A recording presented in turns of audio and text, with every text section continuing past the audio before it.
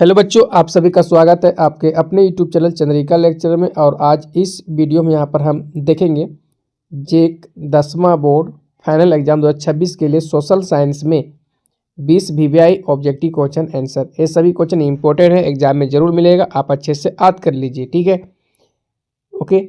10वां social science 20 VVI objective question answer. ठीक है, VVI MCQ part 36। ठीक है, ये मेरा जो वीडियो पार्ट है पार्ट 36 हो गया है मेरा यहाँ पर। ठीक है, ये ओके। ये जो क्वेश्चन हम दे रहे हैं सभी इंपॉर्टेंट, एग्जाम में जरूर मिलेगा। ठीक है, कक्षा 10 सामाजिक विज्ञान 2026 बोर्ड। ओके, सभी क्वेश्चन इंपॉर्टेंट है यहाँ पर।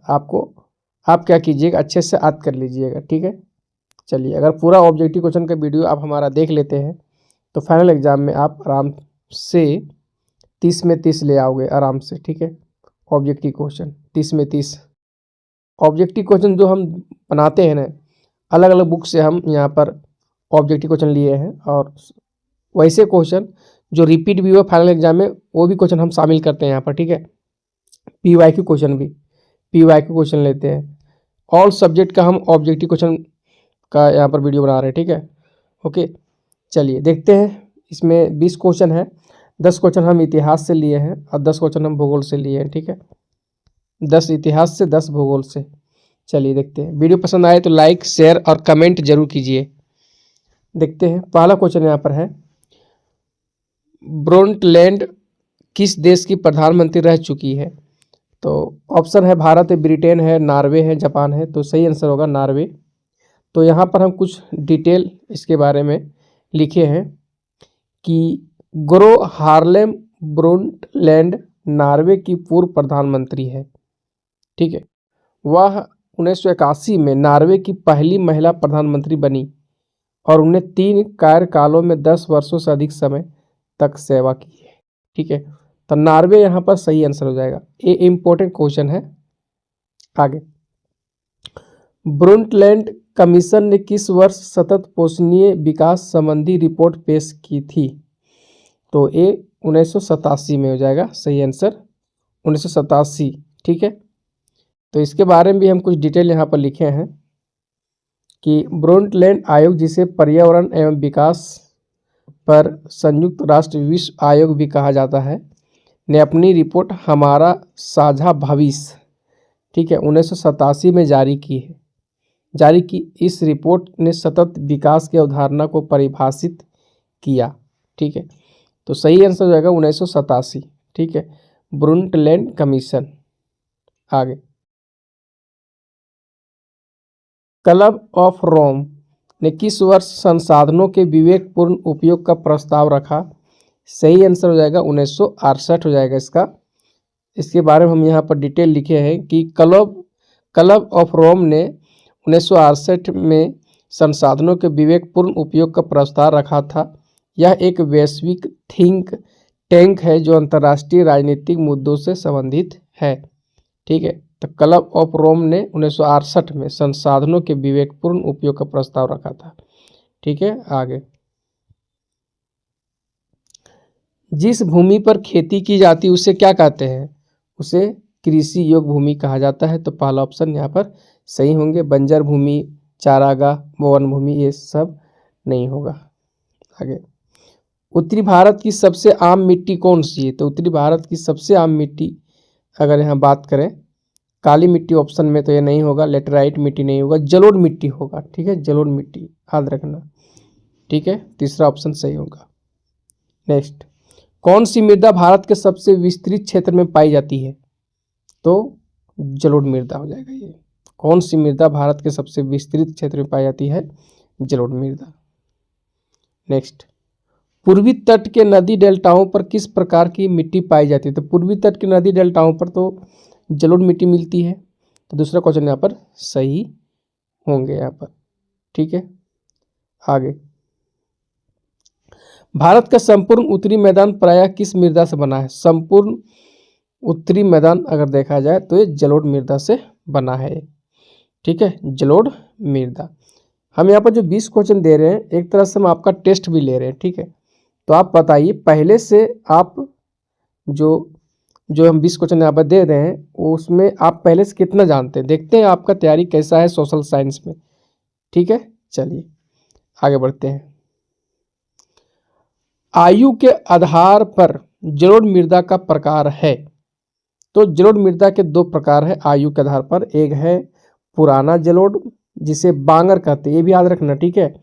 पुराना जलोढ़ मृदा को बांगर कहते हैं और नया जलोढ़ मृदा को खादर कहते हैं, ठीक है। तो यहाँ पर क्वेश्चन है कि आयु के आधार पर जलोढ़ मृदा का प्रकार है। तो पुराना जलोढ़ मृदा, नया जलोढ़, तो तीसरा में है 1 और 2 दोनों, तो ये तीसरा ऑप्शन यहाँ पर सही होंगे। नेक्स्ट, बांगर और खादर किस मिट्टी के प्रकार हैं? तो ये जलोढ़ मिट्टी के प्रकार है, बांगर और खादर, तीसरा ऑप्शन यहाँ पर सही होंगे। नेक्स्ट, प्रथम विश्व युद्ध कब शुरू हुआ, आरंभ हुआ? ए अगर वर्ष यहाँ पर देखा जाए तो 1914 में प्रथम विश्व युद्ध शुरू हुआ, ठीक है। ओके, आगे, प्रथम विश्व युद्ध कब से कब तक हुआ? तो 1914 से 1918 तक, ठीक है। प्रथम विश्व युद्ध हुआ 1914 में शुरू हुआ और लास्ट हुआ 1918। नेक्स्ट, विश्व युद्ध में हुए रक्षा व्यय की भरपाई के लिए ब्रिटिश शासन ने क्या कदम उठाया? तो करों में वृद्धि, हाँ सही बात है। सीमा शुल्क बढ़ा दिया, ये भी बात सही है। आयकर शुरू किया, ये बात भी सही थी। इनमें से सभी हो जाएगा, ठीक है। विश्व युद्ध में जो खर्चा हुआ उसकी भरपाई के लिए ब्रिटिश शासन ने क्या कदम उठाया? करों में वृद्धि किया, सीमा शुल्क बढ़ा दिया गया, आयकर शुरू किया गया, ठीक है। नेक्स्ट क्वेश्चन, उस प्रक्रिया को क्या कहते हैं जिसके द्वारा औपनिवेशिक शासन में लोगों को सेना में शामिल होने के लिए मजबूर किया जाता था? इसे कहते हैं जबरन भर्ती कहते हैं, ठीक है। मजबूर किया जाता था, जबरदस्ती यहाँ पर कर रहे हैं, ठीक है, तो इसे कहेंगे जबरन भर्ती कहेंगे। नेक्स्ट, ग्रामीण इलाकों में लोगों के गुस्से का क्या कारण था? तो पहला ऑप्शन सही होगा, युवकों की सेना में जबरन भर्ती, युवक को सेना में जबरन भर्ती कर रहे थे जिससे लोगों के गुस्से का यहाँ पर क्या गुस्से का कारण था, ठीक है। लोग जो वहाँ के थे वो गुस्से हो रहे थे, तो जबरन आप सेना भर्ती करेंगे तो जरूर होंगे। ग्रामीण इलाकों में लोगों के गुस्से का क्या कारण था? तो युवकों की सेना में जबरन भर्ती था। ब्रिटिश सिपाहियों का अत्याचार, ये नहीं होगा। सीमा शुल्क बट का बढ़ना, सब नहीं होगा। इनमें से सभी, देखो इनमें से सभी तो 90% सही होते हैं, लेकिन आप देख लीजिएगा, ठीक है। तो यहाँ पर पहला ऑप्शन सही होगा। आगे, 1918-20 में भारत में कौन सी महामारी फैल गई? तो फ्लू होगा ये, ठीक है। फ्लू फैल गया था 1918-20 में, ठीक है। नेक्स्ट, 1921 की जनगणना के अनुसार दुर्भिक्ष और महामारी के कारण लगभग कितने लाख लोग मारे गए? 120 से 130 लाख लोग मारे गए, ठीक है। 1921 जनगणना के अनुसार दुर्भिक्ष और महामारी के कारण लगभग कितने लाख लोग मारे गए? 120 से 130 लाख लोग। नेक्स्ट, संथाल विद्रोह के नेता कौन थे? तो सिद्धू और कान्हू हो जाएगा यहाँ पर, ठीक है। ये संथाल विद्रोह के नेता थे, सिद्धू और कान्हू। नेक्स्ट, भारतीय राष्ट्रीय कांग्रेस स्थापना किस वर्ष हुई? भी क्वेश्चन है, बहुत बार रिपीट भी हुआ है, ठीक है। Most very important objective question है कि भारतीय राष्ट्रीय कांग्रेस स्थापना किस वर्ष हुई थी? 1885 ईस्वी। नेक्स्ट, लास्ट क्वेश्चन, बंगाल का विभाजन कब हुआ? 1905 ईस्वी को हुआ, ठीक है। ये भी इंपॉर्टेंट क्वेश्चन है, बंगाल का विभाजन 1905 ईस्वी। 20 क्वेश्चन यहाँ पर हम कंप्लीट कर लिए। आप कमेंट बॉक्स में लिखिए कि आप कितना जानते हैं 20 में 20, ठीक है। देखते हैं आपका तैयारी कैसा है सामाजिक विज्ञान में, ठीक है। ओके, वीडियो कैसा लगा? अच्छा लगा तो लाइक शेयर और कमेंट कीजिए। मिलते हैं नेक्स्ट वीडियो में। Okay, bye.